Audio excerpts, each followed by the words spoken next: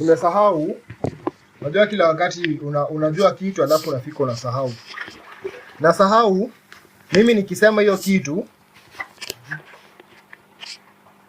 naisema na my prefrontal cortex, ile akili ya kuration vitu.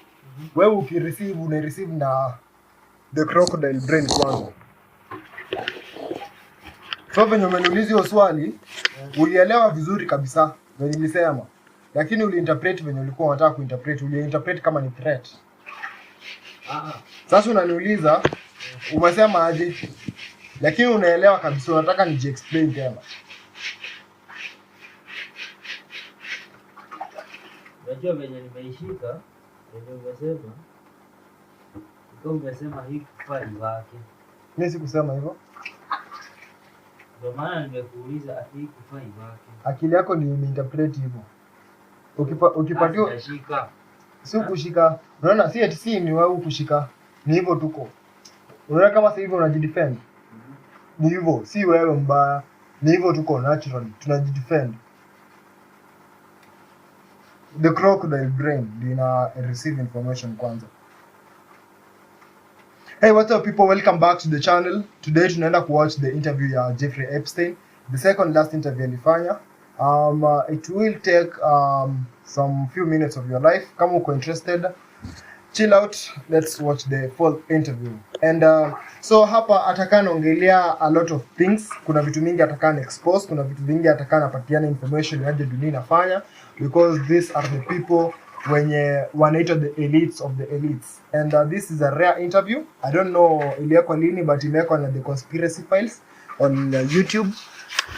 Kama you need to watch the full video, you can come to this channel. And please, you want me to saidia kidogo tukapata that video, you can subscribe to their channel. And I'm exposed Jeffrey Epstein kama watu wengi hawamjui. Ni yeye kwa zile Epstein files ziliachiliwa. He was one of the coordinators of child pornography, human trafficking, and a lot of shit zinafanyikanga dirty shit with the elites. So let's head to the video. Peace out. Na Jibambe.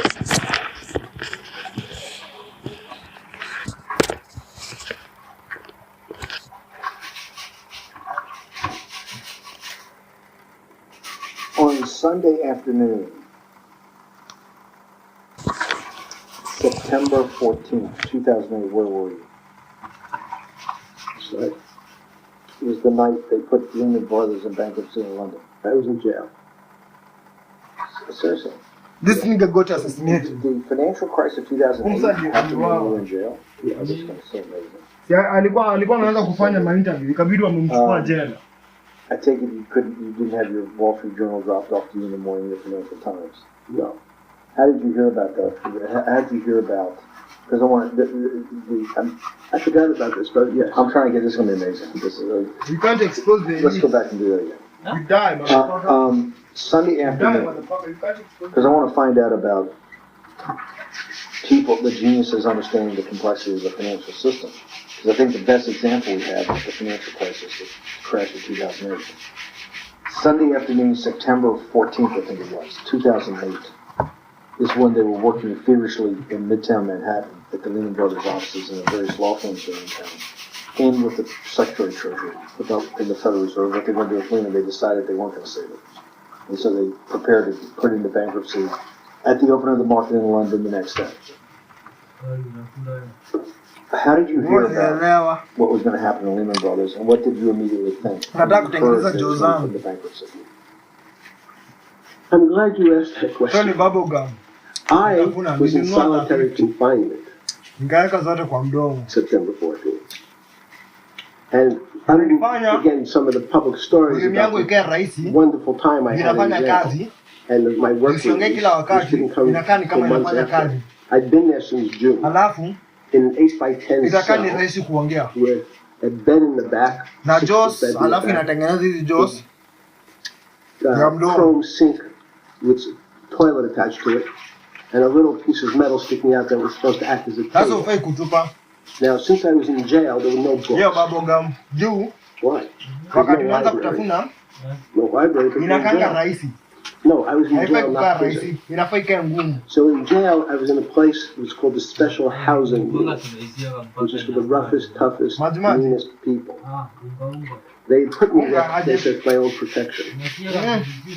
Unaona So I kama was in an hivi 8x10 cell with a little slit in the door, sasa where they would hii serve my food. hii ni ngumu. Jana wakati Tray tunakula na ile utamu about 9 yake inches by 4 inakaa inches. maji maji. And then Sasa as ifai soon as I kuna finish hii eating, raba, I take the tray and kuna hii close raba it down. unanuanga. And Unaweka one of kwa the mdomo guards unafanya. said, you understand Sasa Wall Street's crashing. kuna tu hii utamu I'm worried unaiacha about ikiwa my hivyo. pension fund.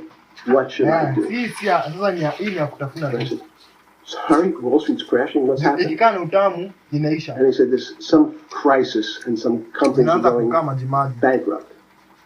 I said, are you sure? They said, yeah, it's all over the papers. We're all terrified we're going to lose our life savings because we have either a 401k or our pension funds. We don't know anything about money. Mr. Epstein, can you tell us, like, what's going on? Am I going to be able to afford my children's education? Am I going to be bankrupt? It's like this company called Lehman Brothers. And there's another company in the front page today called Bear Stearns. Oh no, I said. Why? Because that's the company I was a partner in. And in fact, that was a company I had a very large investment in. So, there's a great story. I didn't have my Wall Street Journal, but in the early mornings, you're allowed to make 2 phone calls, collect. And when you pick up the phone, you can dial a number, and when the person picks up, they say, you're getting a call from the Palm Beach County Jail. Will you accept reverse charges? And the person either says yes, and the call goes through, or the person says no. Najua kitu funny, The person... hawa wasee wanajua chenye inaenda kufanyika. Unaona hata Ted before ashikwe. Alichukua interview ya mwisho akasema sijui ni itaenda kufanyika kutoka saa hii. Ndio maana alipatiana story yake yote venye kumekuwa kukienda.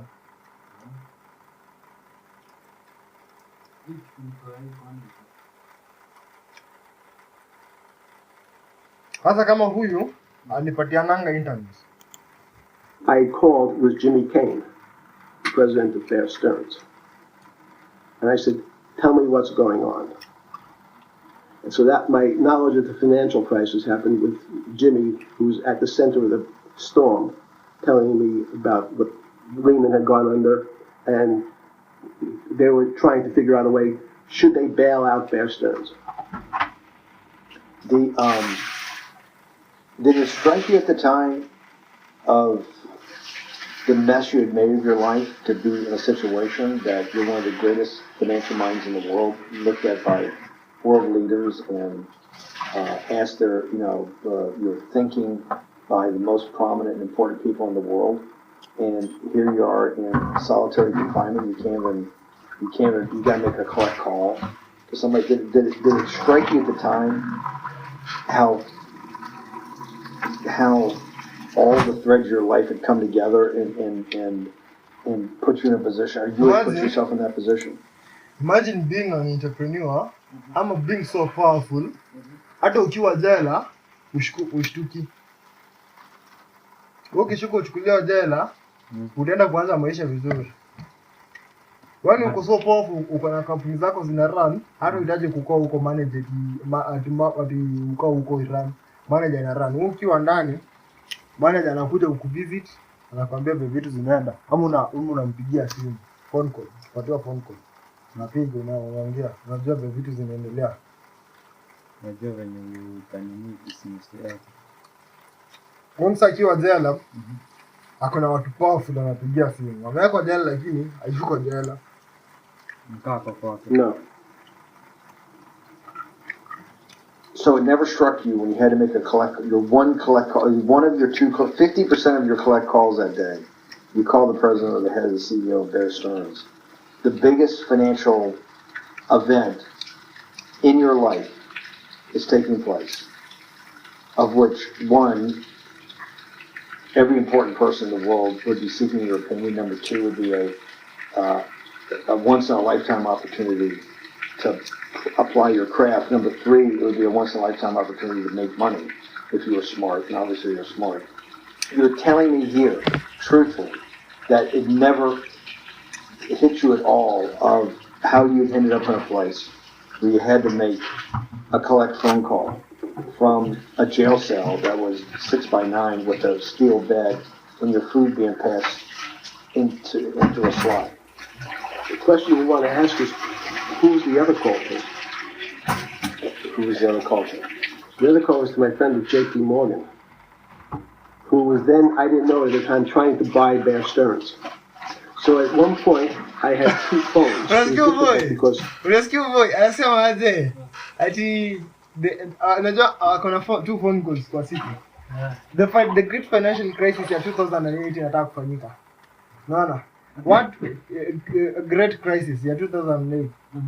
Crisis yetu itafanyika kama hii mwaka ama next year ama before 2027 ama after 2027. Ndio tunaanza kukwamua kama country na finance. Anahitaji kumake 2 phone calls. Mmoja anapigia the CEO wa Stan Banks. Stan Banks huyo. Ni bank. Alafu wa pili anapigia bishto wake ati JP Morgan. So JP Morgan. Huyo msee, kumbe huyo msee huyo bishto wake mwingine anataka kununua Stan Banks.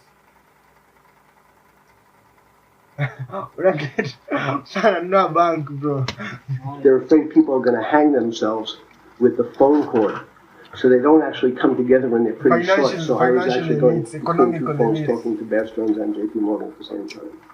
So I found it amusing. And it never struck you about how to end up in a situation like this? No, that would be probably me. That would be too self-aware. You can't possibly expect me to believe this. I know. I don't believe it. You're telling me that during that day, you never had a moment you sat there and go, what the fuck have I done with my life? I'm in a 6 by 9 jail cell when I should be on a trading desk or I should be in my $250 million, greatest townhouse in New York City taking calls from the king of Saudi Arabia. Akona nyumba 250 million. Yeah, the president of China, the head of Russia, the president of the United States, to save the world's population from a financial debacle. You're honestly expecting me to believe that never happened? You're suggesting I was somewhat depressed, and how could this happen to me? I'm not saying depressed. I'm saying a moment of awareness of how could I get myself into this situation. No, I would just say how strange that this happens. It's strange. I'm wearing a jumpsuit and flip-flops. What color was the jumpsuit? Brown jumpsuit. Yes. I notice I don't see you in a lot of brown. No. Brown jumpsuit and flip-flops. Flip-flops, yes. With no access to books, no access to newspapers, no access to anything. You had lived on information. Except my Almond Joy bars. I had extra Almond Joy bars. Did you eat Almond Joy bars and things like that because you were afraid of what the cooks did to your food? Yes. Is that because of that you were in for the crimes that you were in for? No, it was just, in fact, I was... Is it because you're wealthy? Yes. How did you know that? Well, people would constantly come, if I was passing by or I'd have to go for my medical, people would either ask to borrow money or make some other types of comments about it. In the beginning. Bluetooth mode.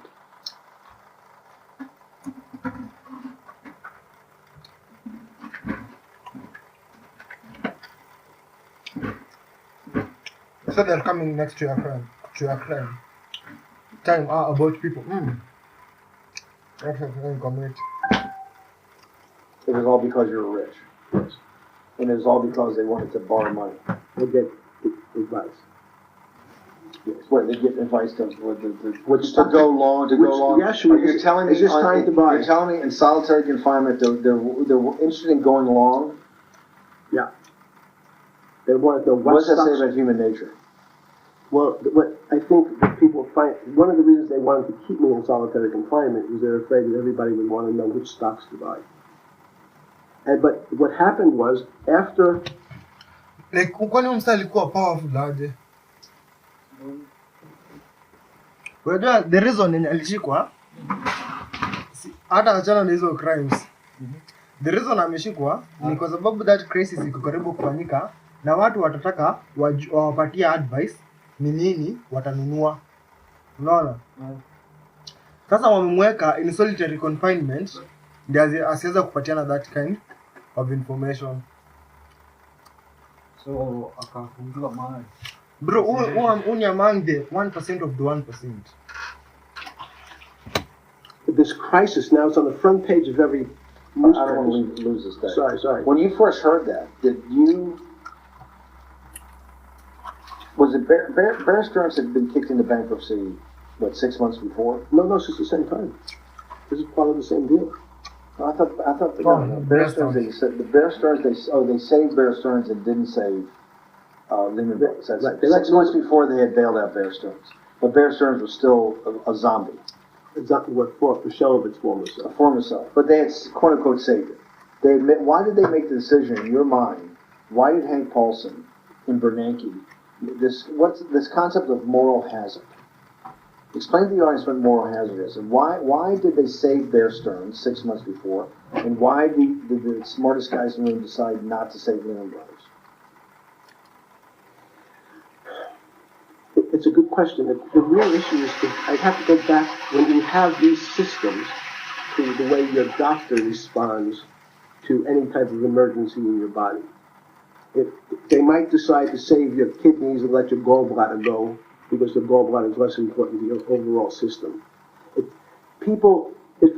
at that time, even if it's not that long ago, the boogeyman was when said, well, what really happened? Jeffrey, what really happened? What is this financial crisis? And, some of the progressives and the right wing blame it on the banks. It was the banks' fault.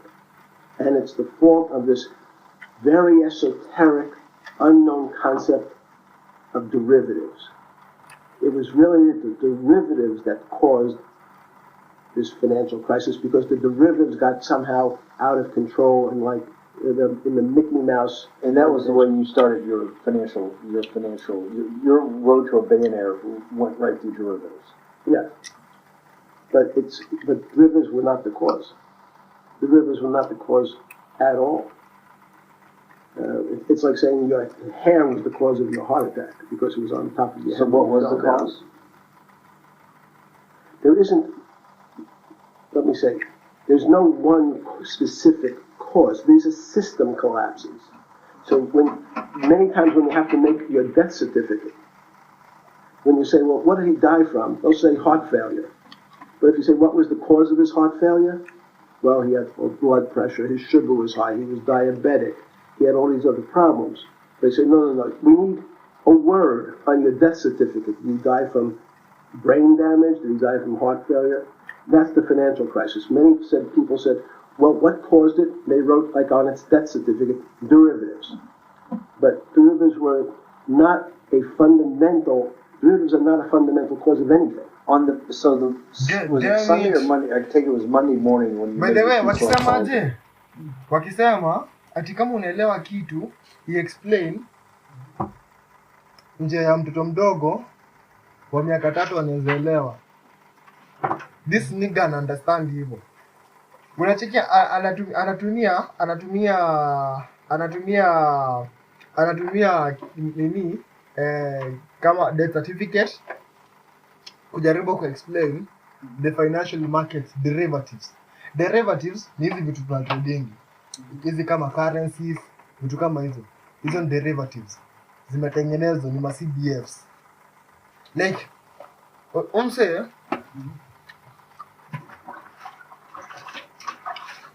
Unaona sisi wenye hatujui tunajaribu kuisema tunaelewa na tunajaribu ku-explain hiyo ni nini.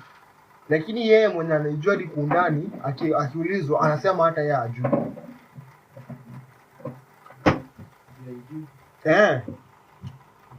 Juu hautawaijua kitu. Like kila kitu ni system. So pia na for system fulani. Nataka kumaanisha atakao kwa bilionea na bilionea kuna system yenye inakuwa. Anasema tu ako smart. Talking to Bear Stearns on one hand and Morgan Stanley on the other. JP Morgan. Did you, that was Monday morning, did you, Jeffrey, being one of the financial geniuses in the world, did you understand He's a financial going genius. into bankruptcy, the domino effect that by Thursday the financial system would be under such extremis that if you didn't have $1 trillion cash infusion in the United States, it might collapse? Did you know that at the time? Did you? I wish ungejuanga chenye anajua. Juu hii chenye wanaongelea ni ile tu maneno anatoa. Lakini ndani yake I don't want to bore you or the audience with the idea of medical procedure, but you had system failures. So you've recognized that if I said to you, did you realize when your father was on the ground and he was clutching his chest, he couldn't breathe, it was a bad situation, he could die.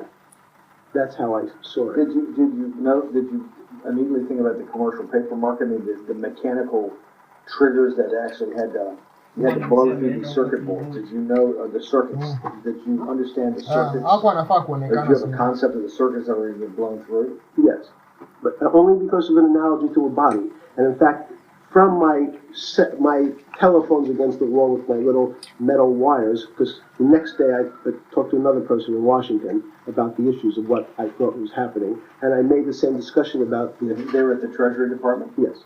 So in a 6x9 cell the phones were outside the cell. In Palm Beach County, California? West Palm Beach, Florida. West Palm Beach, Florida. That's what you juice diet.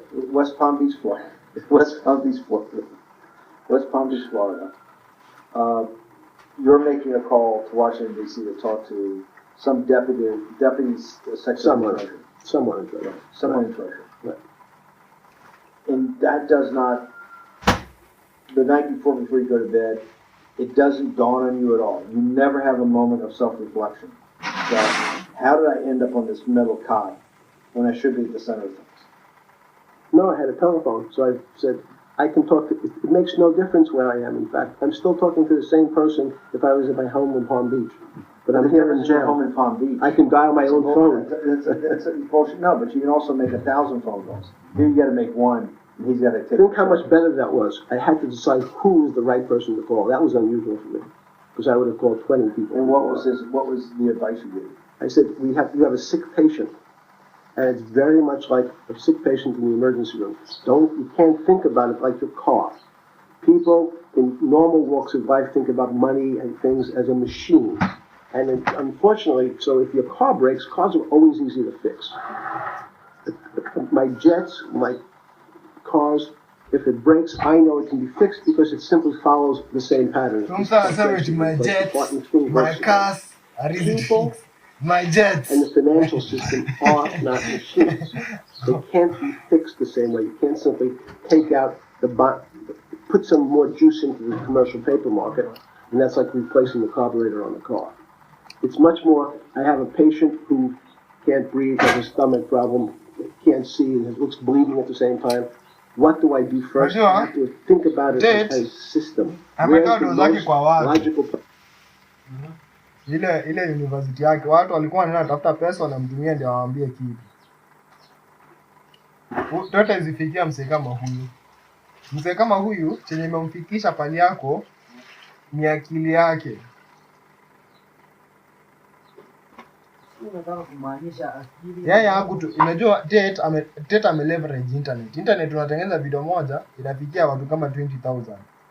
Unaweza pata watu kama 10 wa kutumia ndo kutoka kwa hiyo video. Lakini msemo kama huyo haku leverage hiyo.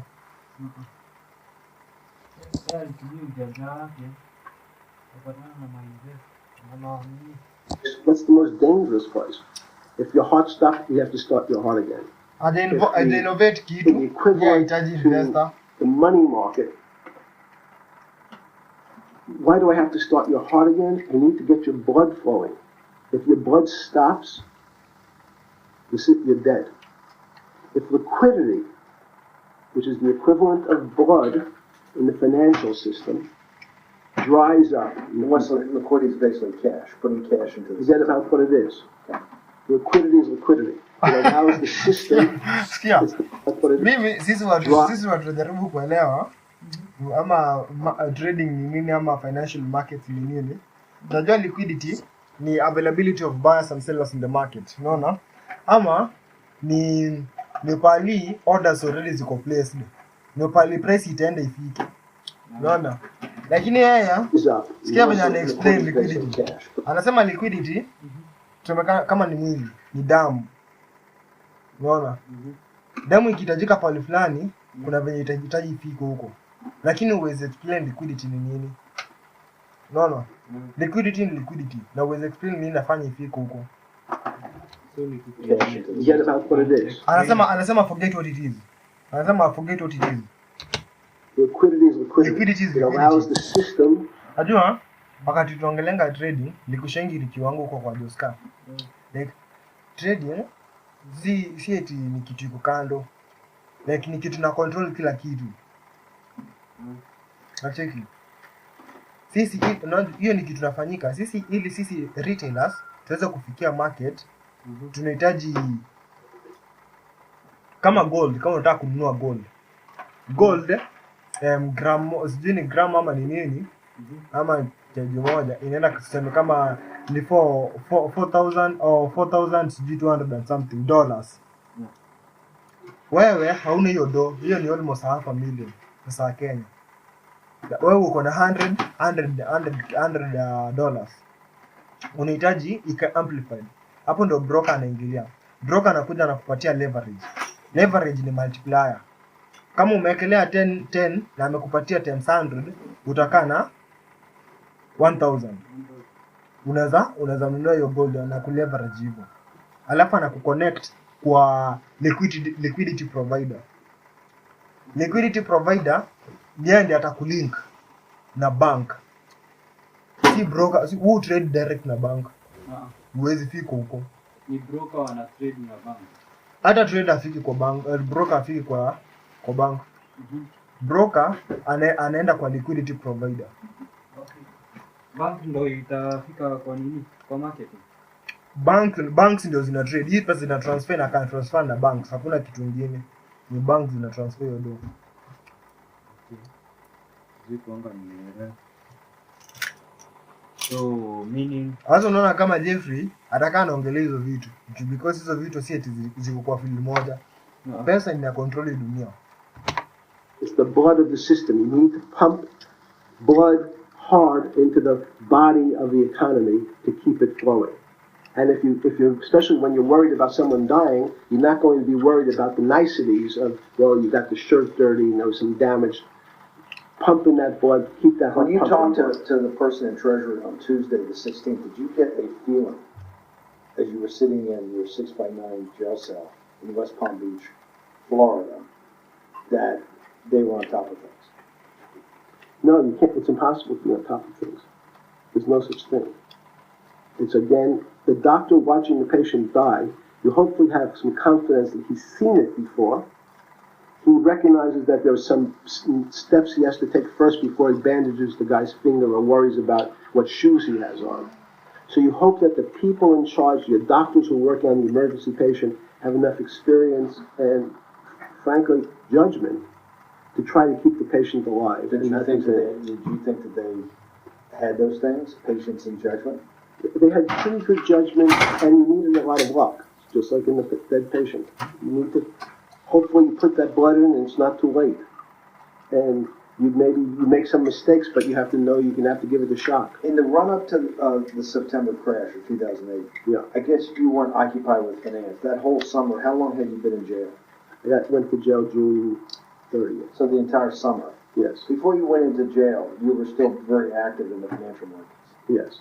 When I say active, you trade currencies every day, you trade stocks every day. When people, I don't do someone like you, or you give advice to people to trade stocks or trade currencies. I don't trade every day. I think that's, like Woody Allen said, you can't beat the bank. So I try to pick my spots. George Soros picked his spot when the pound collapsed. This would have been a great money-making opportunity that passed me by when I was in jail, but that's not how I think. In the run-up to that, in the spring of 2008, That's when Bear Stearns got in problems, I mean, in the spring of 2008, and they decided to bail it out. Did the Bear Stearns guys talk to you for advice at that time when there was a big crisis in Bear Stearns? No, you see, again, unbeknownst to most people, and it's easy to blame people for the financial crisis, like you blame someone for giving your father the drink before he had his heart attack. But what really happened, the real enemy of the finance system was Bill Clinton. And if you ask me what and who caused the financial crisis, I would tell you it was Bill Clinton. Because of what Bob Rubin and he did to the deregulate the financial system? No. Because as of the last time we had our 60-minute interview, you talked to me about home ownership. And you asked me whether everyone should own a home. And I told you no, it's too risky. So the financial collapse of 2008 is because of hardworking African Americans, Hispanics, and whites who wanted to have an ownership stake in the society that all rests on their shoulders. They're the culprits. No, not at all. Okay, I didn't say they were the culprits. I was pretty clear it was Bill Clinton. Okay. And why was it Bill Clinton? Because Bill Clinton wanted to get votes from those people. And he sold them the idea that instead of renting a house, and historically the values of houses have gone up, and he said, you guys in these local communities who haven't been able to afford a house before, I'm going to show you a way. I'm going to give you a way because I'm sure I'll get your vote. That you can own a house because I want your vote. So what we're going to do is I'm going to let you buy a house. Affordable housing. When you mortgage. if you're not right on the border, maybe you're not even on the border, your credit is not good. So let's be honest. And it's not my fault, it's not Clinton's fault. But whatever happens, the moment your credit that is not how society is constructed. Good. In a collapse.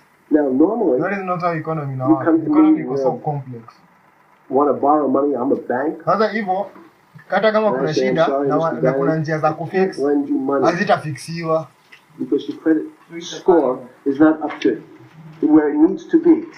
Hopefully, if you work harder and clean up some of your problems, it will be. But no, what I say to you is, I'm going to figure out a way to lend you, not give you. I'm going to lend you money anyway, though you don't have a good credit score.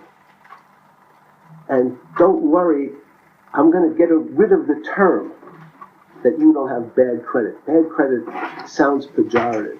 You don't want to be a person. Sounds judgmental. Yeah, sounds judgmental.